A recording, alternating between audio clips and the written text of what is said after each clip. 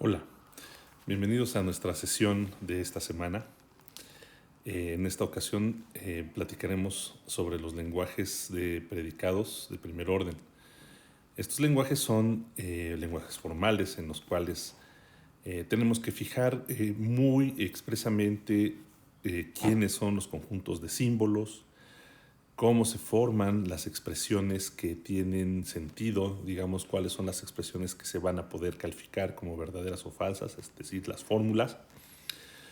Y en el caso de los lenguajes de predicados, pues también haya que definir de manera auxiliar la formación de otras expresiones, las que son capaces de nombrar o de referirse a elementos de un universo, de una estructura de primer orden, que son los términos, ¿no? Los términos serán este tipo de expresiones. Un lenguaje de predicados de primer orden necesitará incluir símbolos semejantes a la estructura misma, es decir, necesitará incluir símbolos para representar a las relaciones, a las operaciones y a los elementos distinguidos de esta estructura. Justo a ese cúmulo de símbolos es al que llamamos tipo de semejanza. Digamos que si nosotros tenemos una estructura de primer orden, a cada uno de las relaciones, por ejemplo, de las relaciones involucradas en esta estructura, tendríamos que identificarla con un símbolo que sería en la práctica una especie de constante, un símbolo constante relacional. Nosotros ya tenemos un símbolo específico que representa una relación específica. Lo mismo con las operaciones y con los elementos distinguidos. Necesitaríamos entonces símbolos de constante que representen relaciones. Requerirá de símbolos de constante que representen a las operaciones y requerirá de constantes que representen a los elementos distinguidos. Estos símbolos constantes, por ejemplo los de relación, tendrán que especificarse para ellos alguna aridad que se corresponda con las aridades de las operaciones o de las relaciones correspondientes en una estructura del mismo tipo. De este modo, lo que vincula a las estructuras y a los lenguajes desde el punto de vista matemático, usando un lenguaje típico de matemáticos, es una función, es la función de interpretación, que entonces es una función biyectiva, ¿verdad?, que lleva constantes de relación en relaciones, constantes de operación en operaciones y constantes individuales en elementos distinguidos. Lo hace de una manera biunívoca, pero que además preserva las aridades, es decir, vincula, por ejemplo, constantes de relación binarias con relaciones binarias, lleva constantes de operación de aridad n en operaciones de aridad n y lleva a constantes individuales en elementos distinguidos. El tipo de semejanza entonces nos provee de símbolos específicos necesarios para ser interpretados en las estructuras particulares de primer orden. Esto es, si yo tengo una estructura, por ejemplo, como la de los números enteros en calidad de anillo, pues bueno, necesitaré dos símbolos de operación para representar a la suma y a la multiplicación, y necesitaré dos símbolos de constante individuales para representar al 0 y al 1, ¿no?, a los neutros de las operaciones. Sin embargo, si yo cambio de estructura, pues voy a tener que cambiar de tipo de semejanza probablemente, a menos de que esté hablando de otra estructura que es semejante a la primera. Pero típicamente nosotros podríamos estar requiriendo un nuevo lenguaje cuando tengamos que estarnos refiriendo a una diferente estructura. Bien, el tipo de semejanza entonces puede cambiar de una estructura a otra, ¿no? Cambiar en el momento en el que nosotros deseemos utilizar un lenguaje para una diferente estructura. Sin embargo, todas las estructuras necesitan también un cúmulo de símbolos que son comunes en todos los lenguajes de predicados. Todos los lenguajes de predicados necesitarán entonces contener un conjunto de variables individuales, es decir, símbolos que serán interpretados como elementos arbitrarios de una estructura. Requerirán también símbolos de conectivo lógico, como los conocimos en el curso de Lógica 1. Utilizaremos nosotros la conjunción, la disyunción, la implicación, el bicondicional y la negación. Y también ahora necesitaremos unos símbolos especiales que serán los cuantificadores. El cuantificador universal y el cuantificador existencial. Además requeriremos algunos símbolos auxiliares que nos permitirán separar, como las comas, y que nos permitirán agrupar, como los paréntesis, el paréntesis derecho y el paréntesis izquierdo. Ahora que tenemos establecido quiénes son los símbolos, ¿no? Los elementos mínimos con los que podemos formar expresiones, haremos justo eso, formaremos aquellas expresiones que se pueden interpretar como nombres para elementos del universo, para individuos. Es decir, vamos a definir quiénes son los términos de un lenguaje, y también vamos a ver cuáles de estas expresiones son las que se puede juzgar de verdaderas o falsas en una estructura de primer orden. Es decir, vamos a especificar quiénes son las fórmulas. Estas, definiciones informales que se encuentran aquí son más bien como el objeto que se pretende definir, pero no son la definición.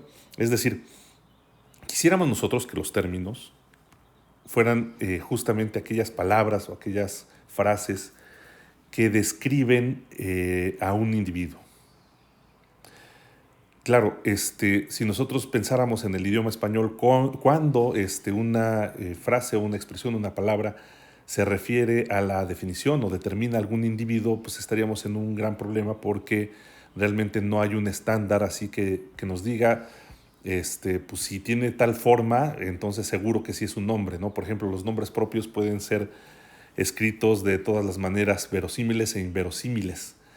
En cambio, en un lenguaje formal como nosotros sí podríamos hacer una forma muy precisa de decir quiénes son esas expresiones que se van a referir a los individuos. Y para esto vamos entonces a requerir la herramienta de la formación de expresiones mediante el método de los BF inductivos, de la recursión sobre conjuntos BF inductivos.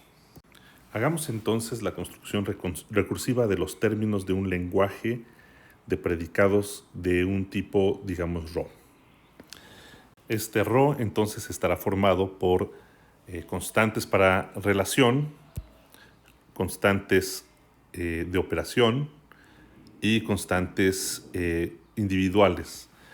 Entonces, evidentemente las constantes de relación lo que podrían denotar son relaciones entre individuos, no individuos, pero las letras de constante individual seguro que sí.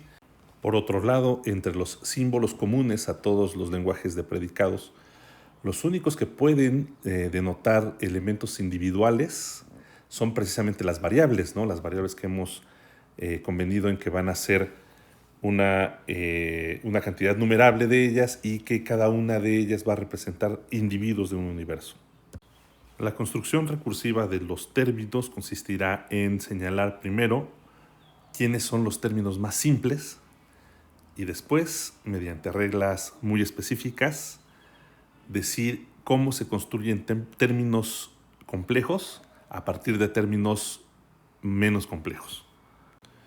Entonces, los términos más simples serán las constantes individuales y las variables. Las constantes individuales que, como siempre se ha dicho, pues son constantes que representan a individuos. Y las variables, que son símbolos que van a representar individuos arbitrarios. Esto es, que vamos a nosotros interpretar las variables como objetos que viven en el universo de una estructura, pero solo a los objetos, a los elementos, nunca a cuestiones a cosas de órdenes superiores. Y los términos más complejos se forman de la siguiente manera. Si nosotros tenemos, digamos, n términos T1, T2, T3, hasta Tn, bueno, dependiendo de n cuántos términos podríamos tener, y tenemos un símbolo f de operación de esta aridad misma, de aridad n, donde n es el número de términos que tenemos disponibles, ¿sale? Entonces podemos formar un término más complejo que todos estos, T1, T2 hasta Tn, poniendo lo siguiente. Ponemos esta expresión que empieza con el símbolo f, y luego el paréntesis izquierdo colocamos los n términos, ¿no? T1, T2, T3 hasta Tn, separados por comas, ¿cierto? Y al final un paréntesis derecho. Bueno, pues esa nueva expresión también es un término. Es claro que esta definición consigue capturar lo que esperábamos, ¿no? De todas las cosas que pudiéramos escribir con este lenguaje, pues las que se construyen de esta manera efectivamente denotan elementos del universo de una estructura. Y además, inductivamente podemos checar si una expresión es o no es un término.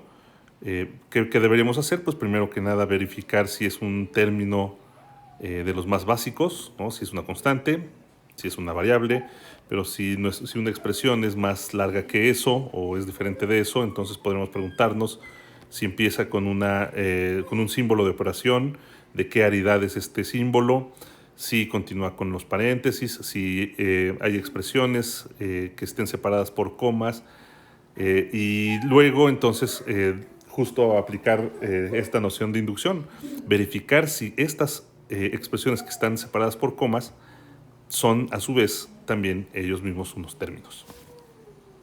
Igual que la construcción de los términos, la construcción de las fórmulas es recursiva. Las más básicas son las que llamamos fórmulas atómicas. Y estas fórmulas atómicas son de dos tipos. El primero, las que consisten de una letra relacional que está asociada con términos. Una letra relacional de alguna aridad, digamos n, que está evaluada sobre n términos. Esto es una expresión de la forma siguiente, en la que el primer símbolo es una letra relacional de aridad n, seguida por un paréntesis izquierdo, luego una expresión formada por n expresiones separadas por comas, y un paréntesis derecho, y de tal modo que estas n expresiones ya son términos. Verificar que una expresión es término, pues bueno, es justo materia de lo que comentamos previamente. Y el otro tipo de fórmulas atómicas no es exactamente tanto como otro tipo, pero sí es uno más o menos discutible. Para ciertos autores, la igualdad es una relación que siempre debería estar presente en cualquier lenguaje de primer orden, en cualquier lenguaje de predicados. Para otros autores no. Digamos que ambas posturas son válidas, después debido a que, por un lado, la relación de igualdad pues es una relación binaria como muchas otras, pero por el otro lado, la relación de igualdad es una que se puede interpretar en todos lados. La relación de igualdad es entendida pues como la identidad, dos cosas son iguales, sí, solamente sí son la misma cosa. Pues ese tiene sentido independientemente si estamos hablando de objetos de un universo o de objetos de otro universo. Entonces, el predicado, pues, una letra pues dedicada a esta relación, pues siempre, pues, efectivamente puede estar presente en cualquier lenguaje de predicados. Y de hecho, para nosotros, así será. Siempre nuestros lenguajes de predicados, al igual que incluimos variables, que incluimos conectivos, etcétera, pues en todos ellos vamos a incluir el símbolo de igualdad, y entonces fórmulas atómicas serán construibles también de la siguiente manera. Podemos poner un término T igual a un término S, ¿no? Es decir, la expresión T, símbolo de igualdad S, es una fórmula atómica, ¿no? Y esta expresión no es otra cosa que poner la expresión T, pues todos los símbolos de la expresión T, seguidos del símbolo de igualdad, seguidos de todos los símbolos de la segunda expresión S, donde ambas T y S son términos. Y bien, ya que tenemos estas fórmulas básicas, las fórmulas atómicas, pues podemos entonces igual construir fórmulas más sofisticadas utilizando, pues en primer lugar, los conectivos, ¿no? Digamos, si phi y psi son fórmulas, entonces también lo son,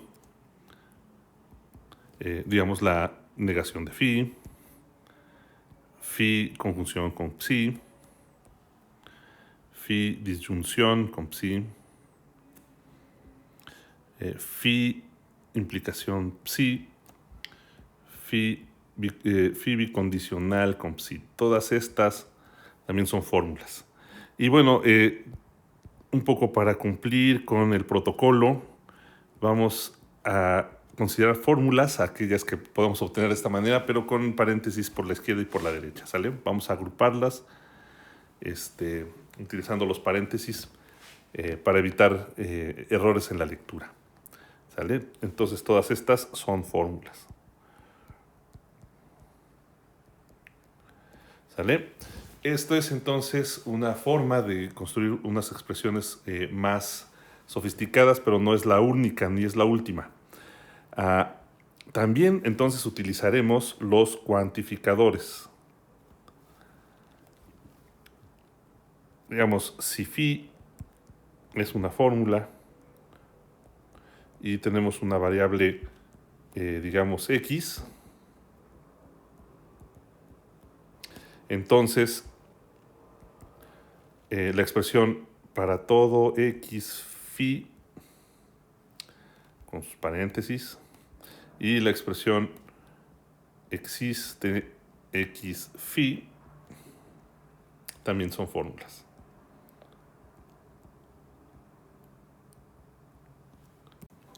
Y así como ocurriera en el caso de la lógica de proposiciones, en la lógica de predicados también el hecho de construir recursivamente las fórmulas nos permite pues hacer mediante inducción razonamientos acerca de las fórmulas en general, de propiedades que pudieran tener o carecer las fórmulas.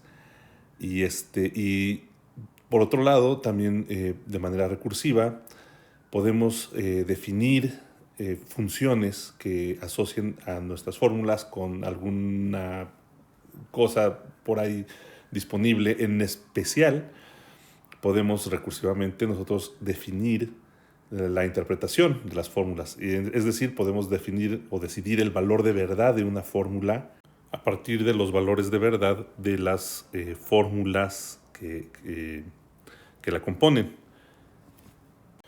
Pero este ya será el tema de nuestra clase de la próxima semana.